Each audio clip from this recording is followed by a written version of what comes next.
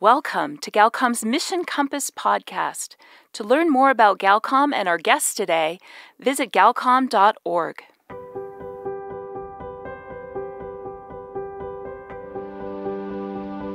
As the world's population grows, we know that the number of people who've never heard the gospel continues to grow along with that in parallel. And the numbers are really staggering. It's now something like 3.5 billion people don't have any access to the gospel, don't have a church, and have personally never met a Christian.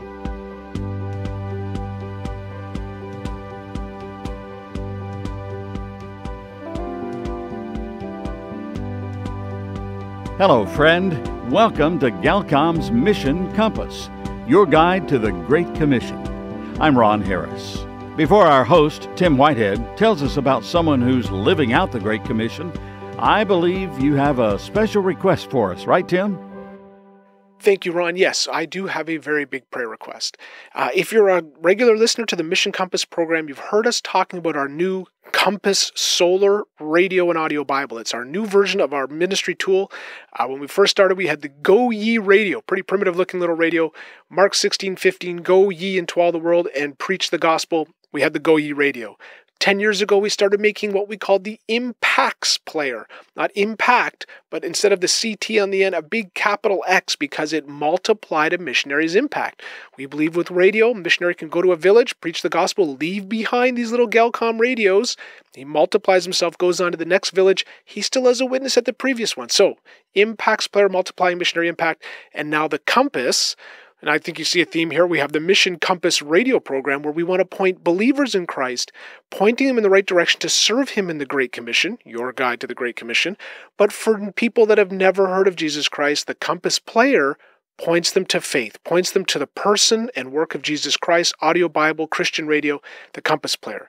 Well, we've just started making them this fall. The first batch we're making for our partners in South Sudan, and you wouldn't believe this, but our suppliers have contacted us, and some of the parts we're using are already becoming obsolete.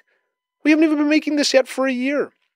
So we need prayer, desperate prayer for our R&D team, Pierre-Yves, Jesper, Carl, Kevin, all the guys working on the tech on the new Compass player. So we're going to be able to make maybe 30, 40,000 of the existing design on our circuit board.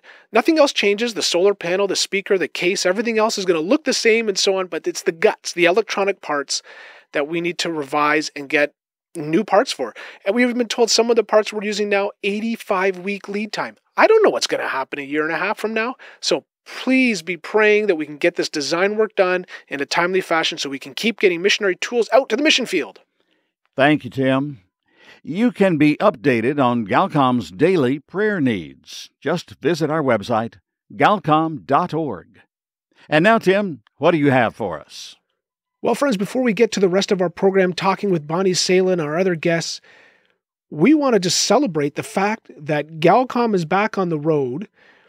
Galcom Canada, we got plans to do radio distribution trips next year, spring of 2023, but Galcom USA Director Tom Blackstone, months ahead of us, just got back from the Dominican Republic. Tom, tell us, what's it like to be back doing face-to-face mission work again? Well, it's really great, Tim, not just for us, but for the people that we have connected with. As you know, God has, in an amazing way, connected us with quality on-the-ground partners in all places in the world, people of integrity, people of trustworthiness, and people that we have not just a task relationship with, but people that we have a heart link to. 3 years is a long time not to see people that you've come to love and trust and minister alongside with Galcom radios, Galcom radio Bibles, Mega Voice audio Bibles where appropriate, small radio station installations and upgrades. So it's good to be back in business, good to be back traveling again, and it's not just for us, but for the people that we work with.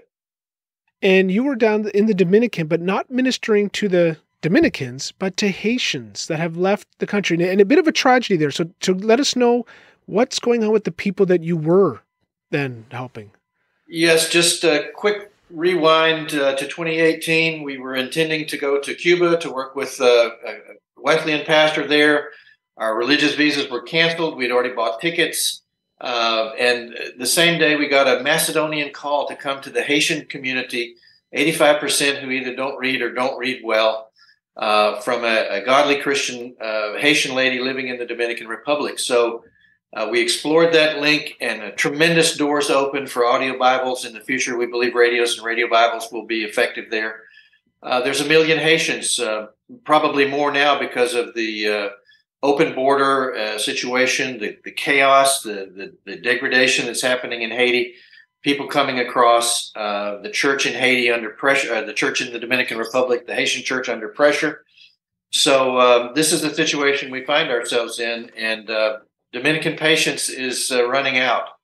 Deportations are starting, even arresting people in church meetings and taking them back across the border.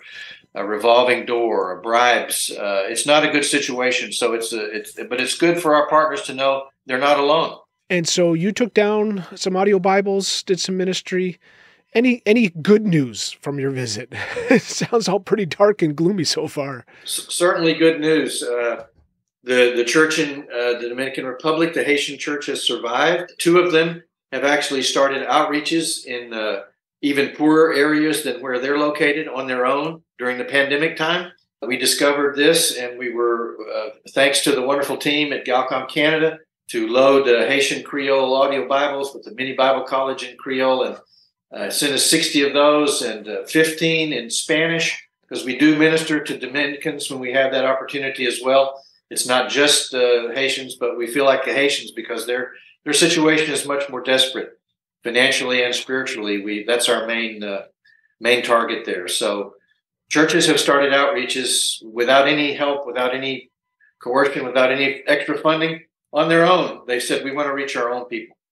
Any big prayer requests? I know you sent us some images of some people kind of in desperate need there, people that we can be praying for that did receive an audio Bible.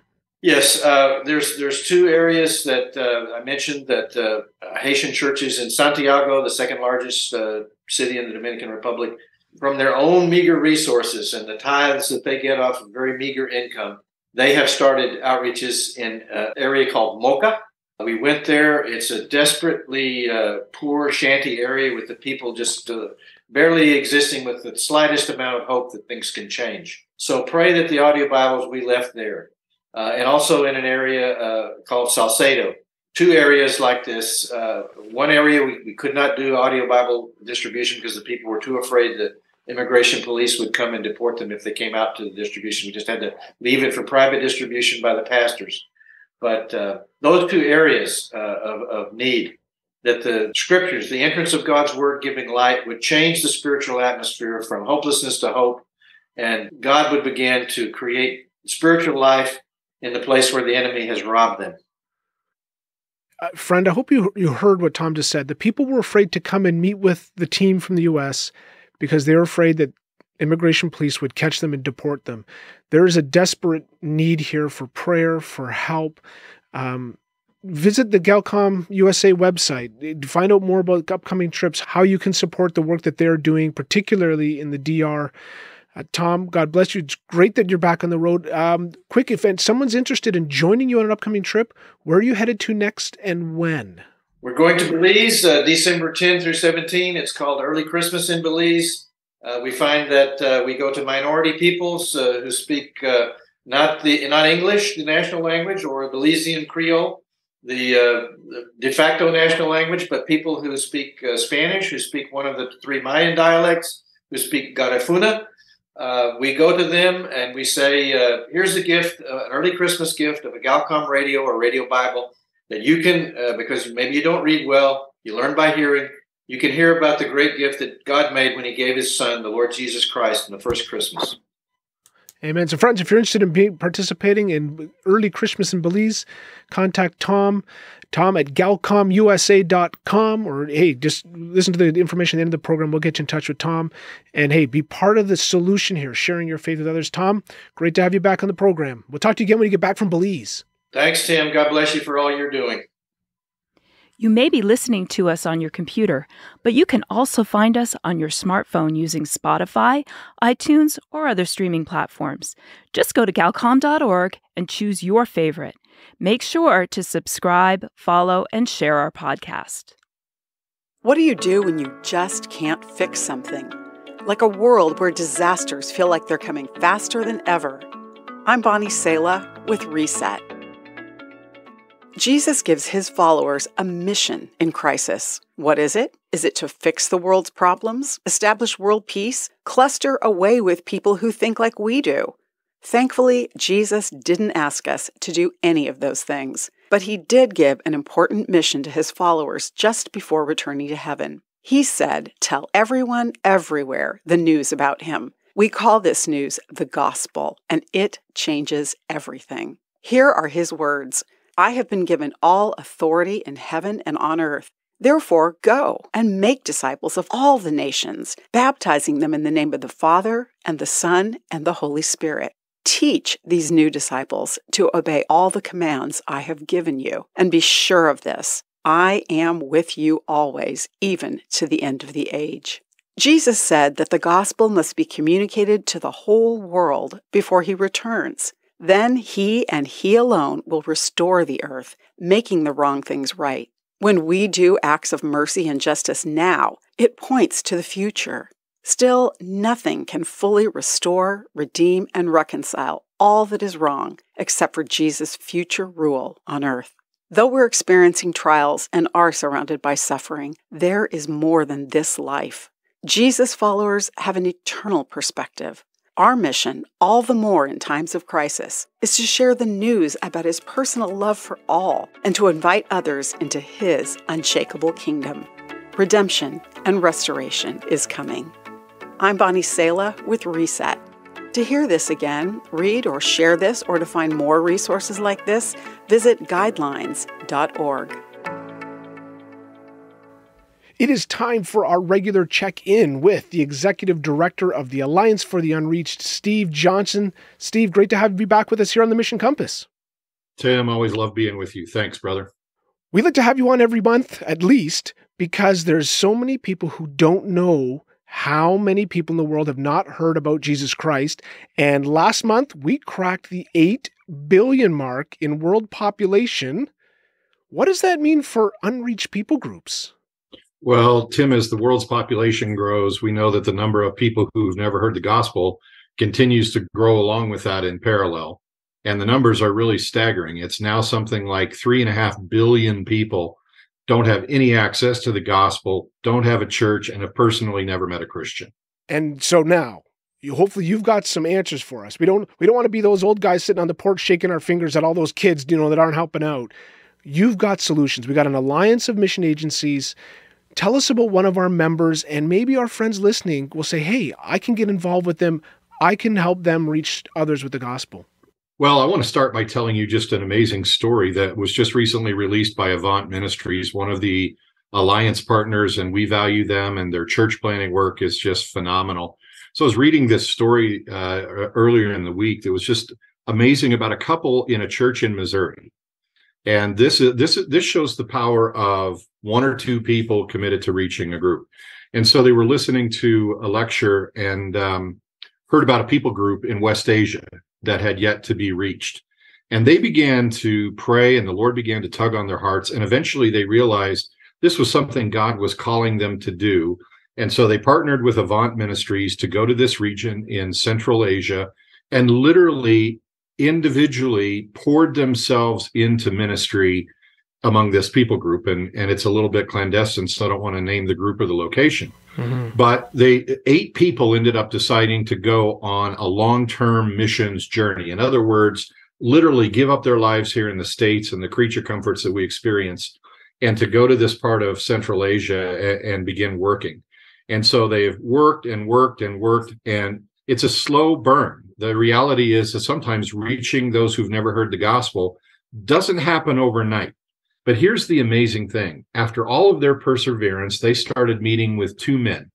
2 men joined this group, and they began to hear the gospel. And suddenly that group of 2 has now led to 12 that are members of a little tiny growing church. And many other members of this people group have received Christ and even gone so far as to be baptized, which is a huge mark in many places around the world. Yes. We in the West get baptized, and it's our way of showing our dedication to Christ. But in many parts of the world, being baptized is a life and death decision. And that's what these people did. So Avant is working to plant churches in some of the least reached parts of the world. And it's individuals like these folks from Missouri and their team that are having eternal impact on the people that desperately need to hear the gospel. That's avantministries.org. And you may say, Avant, I recognize that name. That's because just a couple months ago, their Canadian director, Mike Reimer, was on the program sharing opportunities to get involved. So avantministries.org, check them out. This is great. Normal, everyday people saying yes to the Great Commission. That's what we need, is people like you listening just to say yes to God. So Steve, you have another opportunity? Yeah, Tim, let me tell you why this is so important, because statistics show us that in an unreached people group, if there isn't a 2% population of Christians within that culture and a church, at least one church that's thriving, Christianity will never grow. And so what these people literally have done is they've opened the opportunity for the gospel now to begin to spread among this people group. They may be the pioneers that one day are looked back upon and said, we know the Lord because these people gave everything they had. It's an amazing story. If you want to learn more about the Alliance for the Unreached, the best place to go is alliancefortheunreached.org. Click on resources, click on their PowerPoint, their Great Commission Action Guide, get to understand what it means to reach unreached people groups. What is an unreached people group? What are their characteristics? What do I do? What's my part to play? How do I get my church involved? It's all right there. alliancefortheunreached.org. Thank you, Steve, so much for this great story of ordinary people saying yes to God and making a difference prayerfully in the lives of tens of thousands, perhaps eventually, as you said, that long burn, millions of people. God bless you, Steve. Stories can influence, teach, and inspire us to tell our story of salvation to others. Galcom International presents Stories of the Great Commission. Kind of a middle-aged woman, married with children and many extended family members. She and her husband were invited to listen to the station because they like music. And of course, she caught the message of the songs that we play. And then, out of curiosity, began listening for the teaching programs as well. Within a few months, she and her husband had both decided to make a commitment to Christ. People just began saying, there's something that's different about you, and we want to know why. They began telling people to tune in the radio station, and they began sharing their own story. And within the first year, they had led a large number of people in their extended family to the Lord. Discover how your story can make a difference for eternity. Learn more at galcom.org, Facebook, Twitter, and YouTube. Galcom International. Make waves. Well, friends, we have a very special on-location segment here on our Mission Compass program. I am at the Atwell Center, downtown Hamilton, not far from our Galcom offices, with the executive director of the Atwell Center, Lois Benham-Smith. It is a crisis pregnancy center, counseling and help. And Lois, I really appreciate the time you've given me, the tour through your facilities as we've talked about your ministry. I'm overwhelmed with just how much emotional strength you must have to meet people at such a deep crisis point of their life. How do you keep giving of yourself to the people coming through your doors? Well, thank you so much for spending time with me today, Tim. I really appreciate that, and really appreciate Galcom, because we have really seen the fruit of Galcom over the years, and we really do appreciate your ministry too. And thank you for taking the time to come downtown. So Atwell has been in ministry for the last 10 years in downtown Hamilton, and now we have a new center in Oakville as well. And we have an amazing team of professional women and men that are all part of the Atwell team. So we do meet women at the well, like Jesus did in John 4, which is with love, mercy, grace, and truth. Often they're in a situation, women and men, that they didn't anticipate being in, unplanned pregnancy. They've got some choices to make. They've also maybe had an abortion in their past, or we're a full medical clinic, so we also see women and men with STIs, sexually transmitted infections, and we're able to talk to women and men about relationships in that area as well. So do quite a bit of different things, all to that to say, and we have an amazing team. I forgot to mention, congratulations, 10-year anniversary. This is, and here on the Mission Compass, we're not a political program. We're not doing that. We want to talk about missions, and this is a great way to show Jesus' love to people in the midst of crisis. Your ministry has grown over 10 years. We just walked through where you have an ultrasound facility now. You have nurses doing medical care. So just share a little bit about the practical medical things that you offer here at Atwell.